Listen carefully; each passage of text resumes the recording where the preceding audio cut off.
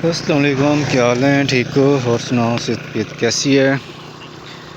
तो आज बात करेंगे दोबारा थोड़ी सी आलूओं के बारे में।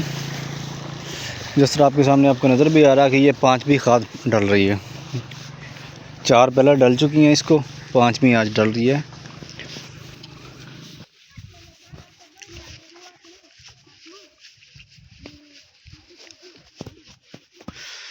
तुहानू पता कि काफ़ी दिनों बाद तुहाडी खिदमत च दोबारा हाज़र होया, दोबारा वीडियो बनाने लगा, क्योंकि तुहानू मैं पिछली वीडियो च दस्सिया सी कि जिस दिन नैक्सट टाइम खाद पेगी उस टाइम तुहाडे नाल मैं दोबारा वीडियो दे उत्ते आवांगा, दोबारा लाइव आवांगे।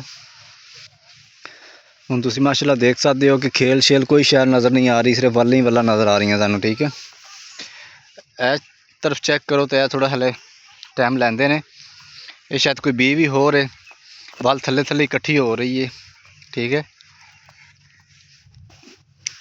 इस तरफ झाती दी जाए तो तुहाडे सामने ए खड़ा वे खाद खोरदा पिया, खाद खोर खोर के पाई जा रही, क्योंकि आलूआं जी बाद चो खाद पाई जाती। पहलियां 2 खादां या 3 खादां जिहड़ियां हुंदियां ने वो इस तरह छट्टा दे के सिट दित्ती जाती है, लेकिन जो ही वल्लां बड़ियां हुंदियां ने वल्लां दी लंबाई बढ़ जाती है।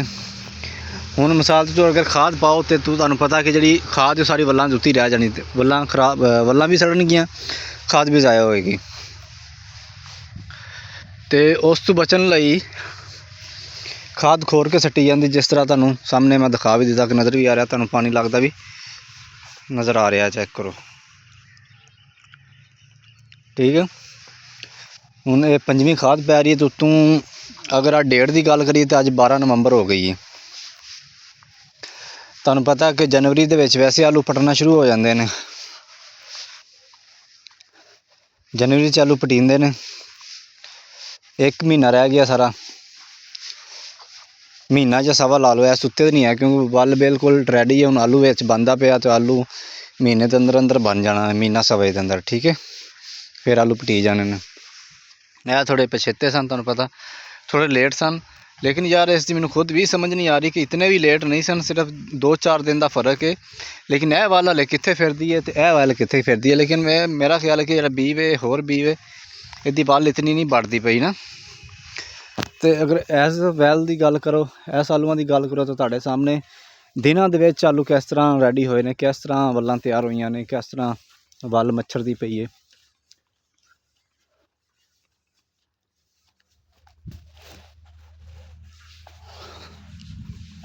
बाकी जरा इसकी पिछली साइड तो वह भी सेम बीज ने, दोनों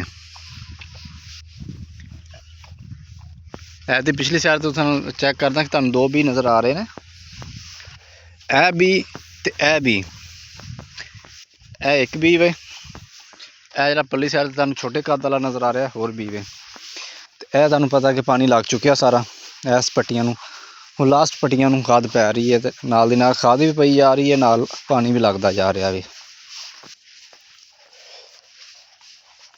गल करने का मकसद है कि जो आप आलू बीजे सन उदों मैं तुहाडे नाल कहा सी, तुहानू मैं कहा सी कि शुरू तो लैके एंड तक जितना भी इत्थे आलूआं का खर्चा होएगा, जो जो स्टैप होणगे सारे मैं तुहाडे नाल शेयर करता जावांगा। तो उस तरह मैं तुहाडे नाल शेयर करता आ रहा। पहले 1 खाद पाई, फिर दूसरी पई, फिर तीसरी पई, फिर चौथी, अज 5वीं खाद पै चुकी है। इन्हां नूं पै चुकी है तो पिछलियां नूं पै रही है। ला लो अंदाज़ा कि कितना खर्चा आलूआं दा वे, कितने खर्चा मंगते हैं, कितना पानी लाना पैंदा, कितनी खादां पानियां पैंदियां ने। इसलिए मैं हफ्ते डेढ़ बाद दोबारा वीडियो बना लगा, क्योंकि मैं तुहानू पिछली वीडियो से दस दिता सी कि नैक्सट टाइम जदों खाद पाई जाएगी 5वीं खाद, तो उदों मैं तुहाडे नाल दोबारा वीडियो ते आवांगा, उदों दोबारा रिकॉर्डिंग करांगे। तो अज हुण कुछ पै चुकी तो कुछ पै रही है, तो फिर मैं सोचा कि चलो यार अज हुण वीडियो बनाई जाए। हुण ए चेक करो, ए बी दोनों बराबर, तो जो पिछे तुहानू मैं दिखाया सी ना वो होर बी वे, शायद इसलिए उसकी वल बिल्कुल छोटी छोटी है। यह भी तुसीं चेक करो, अंदाज़ा लगाओ, ये भी हुण दिन ब दिन इस बदलाव आ रहा वे। लेकिन तुसीं नोट करो कि ऐस दी वल का कलर और इस वल का कलर कितना फ़र्क है। यह हाले थोड़ा इतना ज़्यादा ग्रीन नहीं है, फुल ग्रीन हो चुकी है, गाढ़ा बिल्कुल हो चुका है। ਕਿਉਂਕਿ ਆਲੂ ਥੱਲੇ ਬਣਦਾ ਪਿਆ। ਇਸ ਦਾ ਵੀ ਖੈਰ ਆਲੂ ਬਣਨਾ ਸਟਾਰਟ ਹੋ ਗਿਆ ਹੋਵੇ ਥੱਲੋਂ। ਇਹ ਵੀ ਕਿਉਂਕਿ 4-5 ਦਿਨ ਦਾ ਫਰਕ ਹੈਗਾ, ਇਸ ਤੋਂ ਉੱਤੇ ਫਰਕ ਨਹੀਂ ਹੈ ਆਲੂਆਂ ਦਾ, ਹਫਤੇ ਦਾ ਫਰਕ ਲਾ ਲਓ। ਲੇਕਿਨ ਇਤਨਾ ਫਰਕ ਨਹੀਂ ਸੀ ਪੈਣਾ ਚਾਹੀਦਾ ਜਿਸ ਤਰ੍ਹਾਂ ਜਿਤਨਾ ਫਰਕ ਆ ਰਿਹਾ।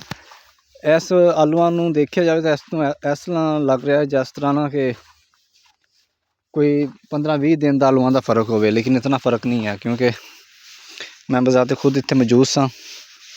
ਇੱਥੋਂ ਡੇਲੀ ਮੈਂ ਲੰਘਦਾ, ਡੇਲੀ ਆਉਣ ਜਾਣ ਹੈ, ਸੁਬਾਹ ਆਈਦਾ ਸ਼ਾਮੀ ਆਈਦਾ ਹੈ। ਰੋਜ਼ ਦੇ 2 ਚੱਕਰ ਤਾਂ ਅਸੀਂ ਮਰੱਬੇ ਲਾਉਣੇ ਹੀ ਹੁੰਦੇ ਨਾ, ਸੁਬਾਹ ਸ਼ਾਮ। ਠੀਕ ਹੈ। ਹਾਂ, ਜਿੱਦਣ ਪੱਠੇ ਛੱਟੇ ਨਾ ਹੋਣ, ਡਿਊਟੀ ਦਾ ਟਾਈਮ ਨਾਲ ਜਾਣਾ ਹੋਵੇ ਤਾਂ ਫਿਰ ਉਦੋਂ ਨਹੀਂ ਆਇਆ ਜਾਂਦਾ। ਸੁਬਾਹ ਸ਼ਾਮੀ ਟਾਈਮ ਲੱਗ ਜਾਏ ਤਾਂ ਸ਼ਾਮੀ ਆ ਜਾਈਦਾ, ਲੇਕਿਨ ਕੋਸ਼ਿਸ਼ ਕਰੀ ਦੀ ਹੈ ਕਿ ਡੇਲੀ ਦੇ 1 ਚੱਕਰ ਤਾਂ ਮਰੱਬੇ ਲਾ ਹੀ ਲਈਦਾ। ਇਹ ਚੈੱਕ ਕਰੋ। ਲੇਕਿਨ ਇਹ ਕਲਰੀ ਜ਼ਮੀਨ ਦਾ ਇਹ ਨੁਕਸਾਨ ਹੁੰਦਾ, ਤੁਸੀਂ ਚੈੱਕ ਕਰੋ। ਇਹ 4 ਖੇਲਾਂ ਜਿਹੜੀਆਂ ਨੇ, 2 ਖੇਲਾਂ ਤਾਂ ਬਿਲਕੁਲ ਹੀ ਖਤਮ ਹੈ ਨਾ। ਆ 4 ਖੇਲਾਂ ਦੀਆਂ ਜਿਹੜੀਆਂ ਦੋ ਖੇਲਾਂ ਵਿੱਚੋਂ ਨੇ, ਬਾਅਦ ਚੋਂ ਨਿਕਲੇ ਆਲੂ। ਜਿਹੜੀਆਂ 2 ਖੇਲਾਂ ਵਿੱਚ ਵੈਸੇ ਤੁਹਾਨੂੰ ਨਜ਼ਰ ਆ ਰਹੀਆਂ ਬਿਲਕੁਲ ਹੀ ਖਤਮ ਹੈ। ਹੁਣ ਵੇਖੋ ਮਾੜੀ ਮਾੜੀ ਫੋਟੋ ਵੱਜਦੀ ਪਈ ਹੈ ਕਿਉਂਕਿ ਕਲਰ ਤੁਹਾਨੂੰ ਵਾਜ਼ੇ ਤੌਰ 'ਤੇ ਨਜ਼ਰ ਆ ਰਿਹਾ ਵੇ। ਅਤੇ ਜੇ ਕਲਰੀ ਜ਼ਮੀਨ ਹੋਵੇ ਨਾ, ਉੱਥੇ ਫਸਲ ਨਹੀਂ ਹੁੰਦੀ ਕਿਉਂਕਿ ਖਾਲਾ ਵੇ ਨਾਲ। ਖਾਲੇ ਗਡੋਏ ਵਾਲਾ ਜ਼ਮੀਨ ਥੋੜ੍ਹੀ ਗਡੋਏ ਵਾਲੀ ਹੈ। ਠੀਕ ਹੈ। ਤਾਂ ਪਾਣੀ ਜਦੋਂ ਹੁੰਦਾ ਵੇ ਨਾ, ਉਹ ਸੀਰਾਂ ਪੈਂਦੀਆਂ, ਜਿਹਨੂੰ ਪੰਜਾਬੀ 'ਚ ਕਹਿੰਦੇ ਨੇ ਪਾਣੀ ਸਿਮਦਾ ਰਹਿੰਦਾ ਵੇ। ਸੀਰਾਂ ਪੈਂਦੀਆਂ ਨੇ, ਉਹ ਸੀਰਾਂ ਪੈ ਪਾਣੀ ਖੜਾ ਰਹਿੰਦਾ, ਜਿਸ ਦੀ ਵਜ੍ਹਾ ਤੋਂ ਕਲਰੀ ਜ਼ਮੀਨ ਹੋ ਗਈ ਹੈ। ਬਾਕੀ ਅੱਜ ਦੀ ਵੀਡੀਓ ਉਮੀਦ ਕਰਦਾ ਕਿ ਤੁਹਾਨੂੰ ਅੱਛੀ ਲੱਗੀ ਹੋਏਗੀ। ਹੁਣ ਇਹ ਚੈੱਕ ਕਰੋ, ਮਾਸ਼ਾਅੱਲਾ ਵੱਲਾਂ ਦੀ ਲਬੋਤੜੀ ਚੈੱਕ ਕਰੋ, ਉਹਨਾਂ ਦੀ ਚੈੱਕ ਕਰੋ, ਦਿਨ ਬ ਦਿਨ ਕਿਤਨਾ ਬਦਲਾਅ ਆ ਰਿਹਾ। ਸ਼ਾਇਦ ਥੋੜ੍ਹੇ ਦਿਨ ਪਹਿਲਾਂ ਇਸ ਦੀ ਵੀ ਵੀਡੀਓ ਮੈਂ ਤੁਹਾਡੇ ਨਾਲ ਸ਼ੇਅਰ ਕੀਤੀ ਸੀ। ਉਸ ਟਾਈਮ ਮੈਂ ਕਿਸ ਤਰ੍ਹਾਂ ਨਜ਼ਰ ਆ ਰਹੇ ਸਨ, ਬਿਲਕੁਲ ਹੀ ਛੋਟੀ ਵੱਲ ਸੀ। ਇਸ ਨੂੰ ਖਾਦ ਖੂਦ ਪਾਈ ਹੈ, ਪਾਣੀ ਲਾਇਆ ਵੇ। ਠੀਕ ਹੈ। ਹੁਣ ਇਸ ਦੀ ਵੱਲ ਵੀ ਤੁਸੀਂ ਚੈੱਕ ਕਰੋ, 1.5 ਫੁੱਟ ਦੀ ਵੱਲ ਹੋ ਗਈ ਹੈ। ਠੀਕ ਹੈ। ਬਿਲਕੁਲ ਸਿੱਧੀ ਖੜੀ ਪਈ ਹੈ ਵੱਲ। ਇਹ ਤੁਹਾਨੂੰ ਥੋੜ੍ਹੀ ਲਿਫੀ ਨਜ਼ਰ ਆ ਰਹੀ ਹੈ, ਲੇਕਿਨ ਇਹ ਤੁਸੀਂ ਚੈੱਕ ਕਰੋ ਤਾਂ ਬਿਲਕੁਲ ਸਿੱਧੀ ਵੱਲ ਜਾ ਰਹੀ ਹੈ, ਬਿਲਕੁਲ ਸਿੱਧੀ।